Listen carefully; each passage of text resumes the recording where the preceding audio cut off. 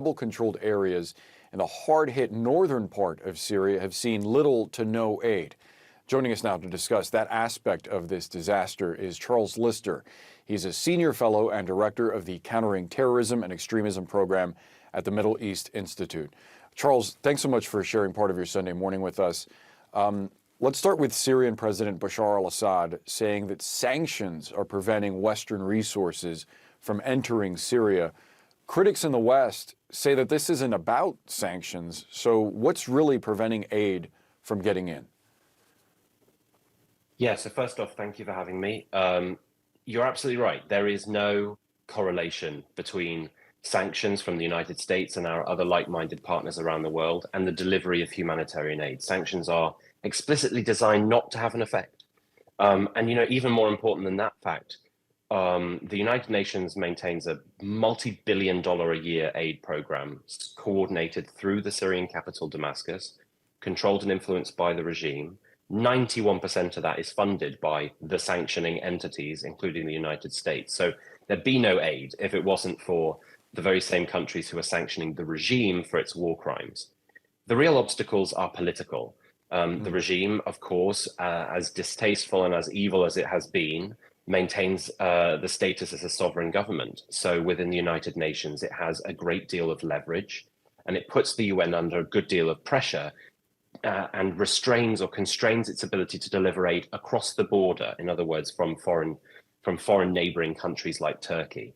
And on day one after the earthquake, the regime said all earthquake relief has to come through Damascus. It cannot enter the country from elsewhere. And that put the UN under a great deal of pressure.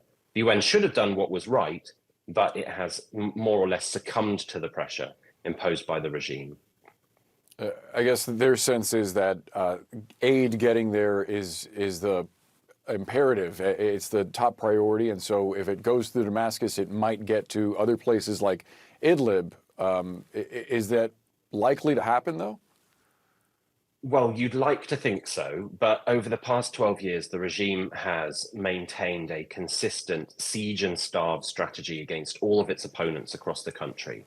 So no, if that aid goes into Damascus, there is an extraordinarily slim chance of any of it ever going to opposition-held areas of the country. You know, to give you an example of this, in 2022, there was a big push by the United Nations to see if it could get more aid from Damascus to the opposition-held northwest, the hardest hit region by this earthquake. And that kind of aid is called cross-line. In other words, it remains inside Syria, but it goes to other areas of the country.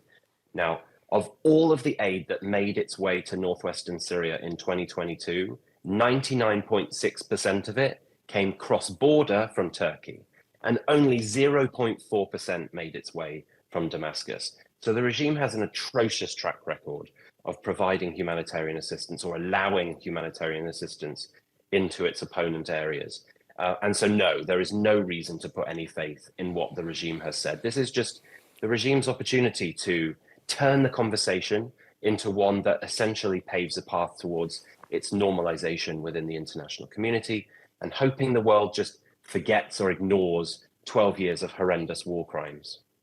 So in a very cynical way, is it fair to say that this devastating earthquake with 28,000 people killed is a golden opportunity for Bashar al-Assad, and he intends to use it that way? 100%. It's absolutely tragic to be saying that, but this is an awful regime in Syria. And so, yes, this natural disaster, virtually unprecedented in scale, offers it an unprecedented opportunity to convince or coerce the international community into normalizing their relationships with him. Now, the regime has a historic track record of being very stubborn and short-sighted. And so there is a fairly good chance for those of us who believe the regime should not be normalized, that it will be stubborn enough to prevent that kind of a path being paved. But it is a potentially golden opportunity, and the international community must remain cognizant of continuing to provide aid to all Syrians, as we are doing, as we are funding, as we are providing it, but also maintaining a reality of the past 12 years. And just let us not forget that the international community has more evidence of crimes committed by the regime than we had against Hitler and the Nazi Party after World War II. We are talking about an enormous scale of crimes.